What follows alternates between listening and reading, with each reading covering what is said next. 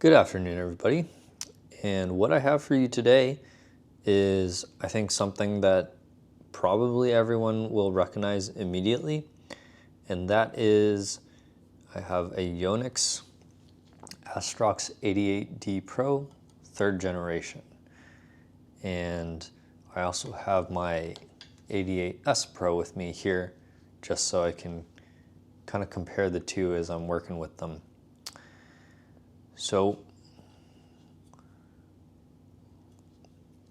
and I think one thing people will want to know is how these rackets are different. I think a lot of people will probably be searching for, the differences in this racket, which one will be better for them.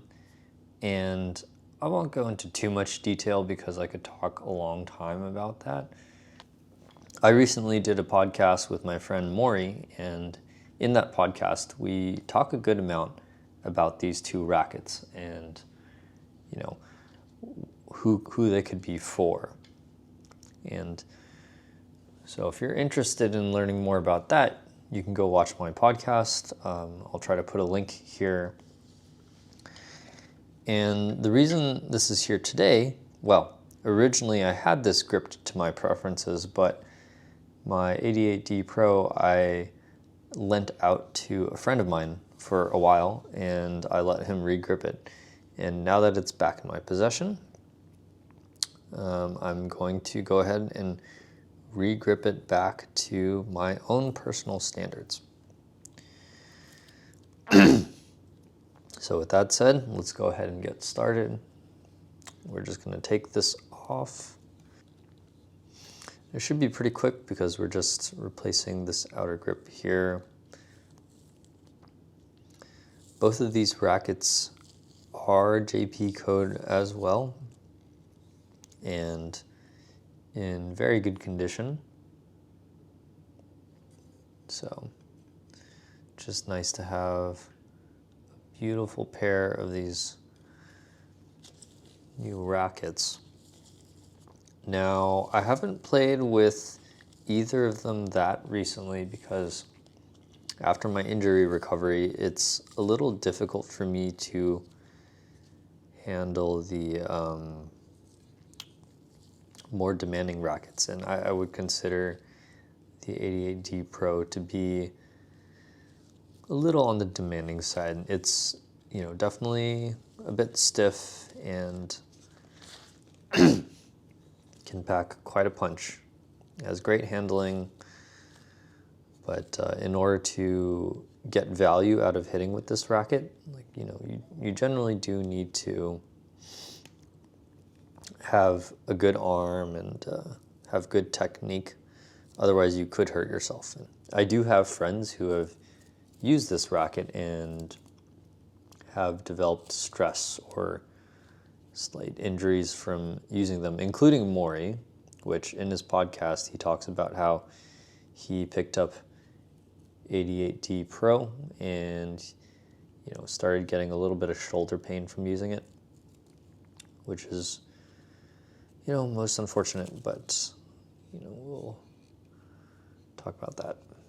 So it looks like I did tell my friend that he could do what he wanted. So it looks like he took the electrical tape off it as well, but that's fine. And as we can see, this handle is in beautiful condition.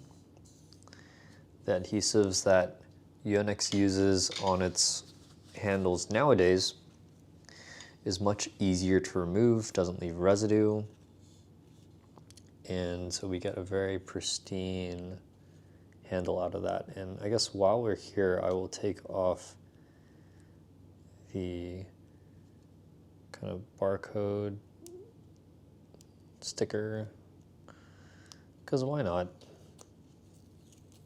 We're already here, aren't we? Okay.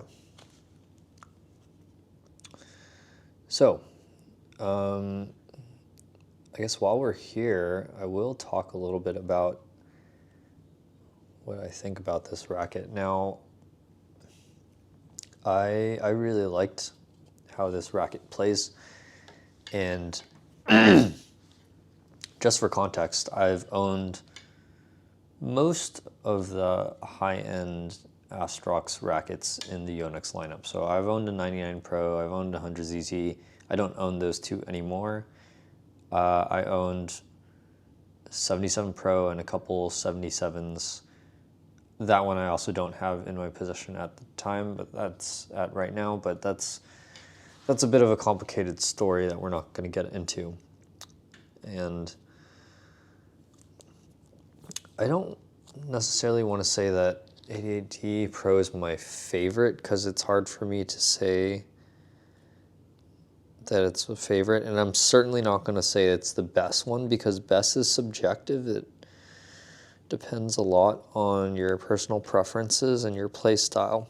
However, I can say that it is a racket that is designed excellently with a very clear purpose and play style in mind, and I think it does a good job at achieving what it sets out to do. And just to explain, it really kind of communicates that it is a fast attacking racket, and that's a sort of category of racket that's very much in the meta right now. You know, I would say that 100ZZ kind of belongs in the same echelon of rackets. But the 88D Pro is a little different in that it is slightly less head heavy, or maybe quite a bit less head heavy. I seem to remember the 100ZZ being quite head heavy, whereas this is more slight head heavy. It's not actually as head heavy as you might think it is, and I find the 88D Pro to be very fast maneuvering, very good for fast attacking. My favorite feature of the 88D Pro is its dual personality, where it handles very much like almost like a speed racket. The handling of this racket is excellent. Both the 88S and D, by the way. But they have some features that allow them to still generate ample power from the backcourt, and that's mainly the in the early days of Astrox, Yonex used this marketing term, which was like this what was it called, like Vortex system or something. It's basically a term where instead of distributing the weight in the racket towards the center of the body or the T-joint, it is distributing the weight in the racket body more towards the ends. So, you know, that means the weight is more concentrated in the handle and the tip of the racket. Yeah, and so what does that do? And that basically means that because it's the same weight, you're not significantly increasing the handling detriments. And if the weight is more concentrated to the tips, though, if you were to accelerate the racket very quickly, then you can load up the tip of the racket with more energy or more potential energy. And so there's the power assist bumper. And you get that in both rackets, but it happens more in the 88D Pro because it's a longer racket.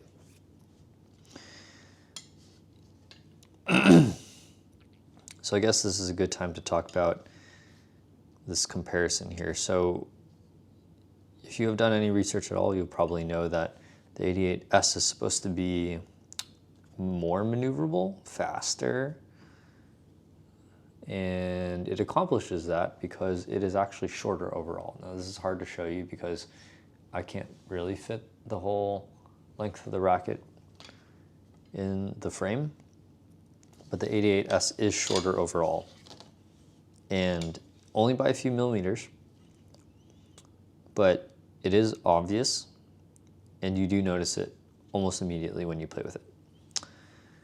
The other thing you'll notice that is quite obvious, but maybe not as obvious as in the first generation, is the difference in head size. This one I can kind of show you. So I've lined up the tip of the frame here, and then now you can see the bottom near the T-joint is with the 88S on top. It's a few millimeters longer, maybe 3. And again, you know, that might not seem like a lot to you, but you do notice it. 88S certainly has a larger sweet spot. And more importantly, you'll notice when the features combine with each other. The increased maneuverability from the shorter body plus the larger sweet spot means in general, you will almost always be able to maneuver this racket such that you hit the bird in the sweet spot more often. So it's kind of, you got to look at it as a whole. Now the part that is going to surprise you that you wouldn't expect, like you would expect that the 88D Pro, being more power focused, has the longer shaft. And that is actually not true. Now it's kind of difficult to tell with the grips on, but the 88D Pro has almost exactly the same length shaft. If anything, it could be even shorter by maybe 1 or 2 millimeters. Where the 88D Pro has more of its length, because we've already established that the head of the 88D Pro is shorter, and if the shaft is the same, then where does all that extra length come from? Which is what she said, and that would be all in the handle. So I can, again, hard to tell because my 88S is gripped and the Pro is not, but if I line them up, you can see there's a significant difference in the handle length. Almost a full centimeter, maybe a full centimeter. Very big difference. I mean, but that's kind of cool because if you're the type of person who likes to shift your hand on the handle in the middle of the rally, like from the top to the bottom, then you get a lot more playability out of the 88D Pro because you just get much more area to work with, which is cool.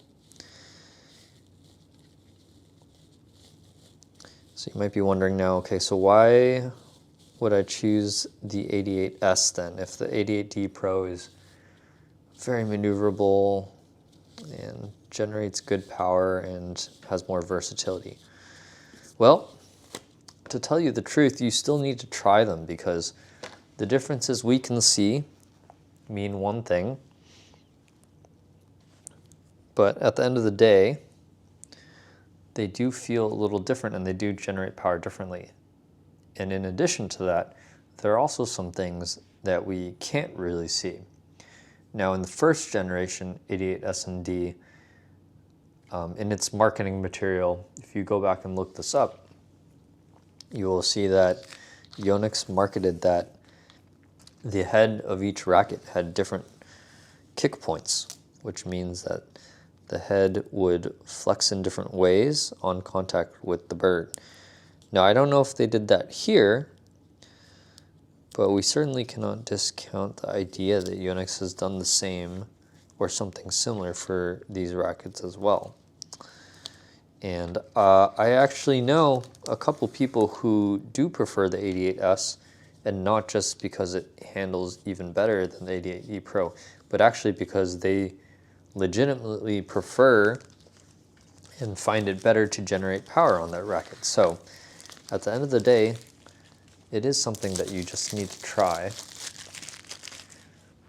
And as for how to tell which one that you should give a try, I would say if you really want one of these rackets and you're coming from intermediate level or beginner and you're at a point where you just need to build consistency, then the 88S may serve you better just because the handling and its sweet spot will allow you to play more consistently, because better than any racket, the thing that will just help you improve the most is just getting more shots in, getting longer rallies, playing more games, right? Like the racket's not the thing that's holding you back there. So I would suggest that. And also mishitting and mistiming your shots could potentially be detrimental to your arm health too. Although that, you know, is also a concern. Now, if you're an advanced player who generally doesn't have issue with those things, then I would say that the 88D Pro tends to be more versatile. The swing style that you need to extract power out of this racket tends to be more pervasive, meaning that if you're coming from, it plays more like other rackets, whereas the 88S is a very unique beast. And so unless you know exactly what you want out of that play experience, then I would kind of be careful of picking up the S over the D. And you can see this at pro level play too, where the D is vastly more popular. And it's not just more popular, but players who have historically preferred headlight maneuverable rackets, okay? And you know that both male and female players, by the way. Like for example, Dechapol from Thailand used to play with an Arc Saber 7 Pro, which is known for being a pretty light and maneuverable and balanced racket. So you would think that a more natural transition would be to the 88S Pro, but no, he plays with the 88D Pro now. Similarly, Toei Wei from Malaysia, the mixed doubles pairing, used to use, I'm not super sure, it might have been Astrox 66 or something, but she obviously in mixed doubles is a front court player and could benefit a lot from having a maneuverable racket. Despite that, she has also chosen the 88D Pro as her new racket of choice. And in my upcoming video, in my vlog where I go to Husky Open and talk to people about the rackets, you're going to see a lot of people who own this racket. And actually, I don't think I met a single person who owned the 88S, but the sample size wasn't very large. Point being, though, it's a very versatile and popular racket, and people of all skill levels and both genders have an appreciation for the 88D Pro. And it's just a great racket overall.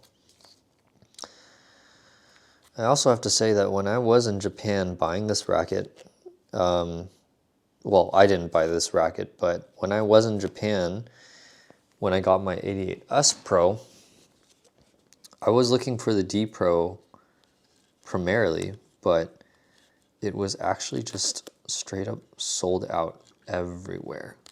Everywhere it was sold out. It was impossible to find. And I only got this 88D Pro because a friend of mine went to Japan again a little bit later, and she got very lucky and walked into the shop just as their new shipment of 88D Pro came in, and was able to buy one on the spot for me. So that's the story of how I got both my 88S and D Pro from Japan at different times in different ways. But that's just kind of how it works out sometimes. Worked out for me.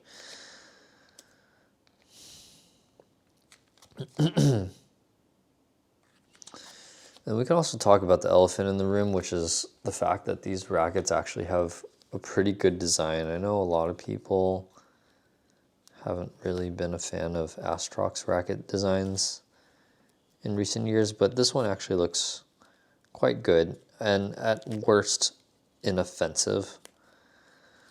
So for what it's worth, we'll take what we can get because, you know, many of us don't really hold a high standard for Yonex in terms of racket design currently. Anyways, that's how it is, and I'll do my best to get on the court with these two and provide a full review of these rackets. But until then, thanks for watching, and I'll see you next time.